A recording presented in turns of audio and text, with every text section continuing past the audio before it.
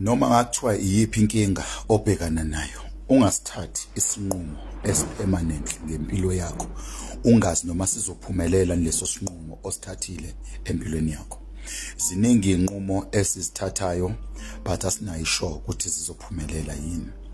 Empilweni ke ungalinge uthathe isinqumo esizodestroy impilo yakho permanently ungenayo sure ukuthi leso sinqumo sizophumelela. Ake ngikhulume kahle lento ngibe soft ukuze sizwane. Ngike ngabona umuntu waliwe iboyfriend. Kade muhle waliwa iboyfriend. Wakhetha ukudayisa umzimba, wakhetha ukuba isigruvane, wakhetha omunye waphuza amaphilisi, omunye wacabanga ukuzibulala kwangafeka. Kanti kusasa le boyfriend ekade imlaxazile wafisa ukuzibulalela yona kanti izoba yiphara.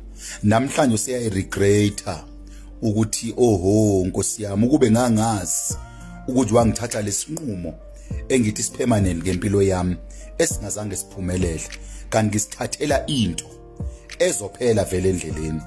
Ngisithathela umuntu kanti vele ongena direction empilo yakhe. Ngeke ngabona umuntu ekhala wafisa ukuzibulala, wathatha amanzi wazishisa wathatha umlilo wazokhela wayishisa, waphuza amaphilisi wayilengisa wangafa wasinda. Elengisela utaxi driver obe drive isikwele ngalesa sikhathi kuseyikwele kanti izikwele sizophuma, izikwele sizophela kuvuka amakhwandamu. Namhlanje lesasikwela ekhalela sona naye ifuna ukuzibulalela sona azisekho sekhona amakhwandamu. Impilo bokwathi iyashintsha. Ungalingi ufuna ukuzibulalela leso sinqumo obhekene naso manje kanti impilo isazoshintsha. Umhlaba uround uyaphenduka bafowethu. Njoba umhlaba uround nje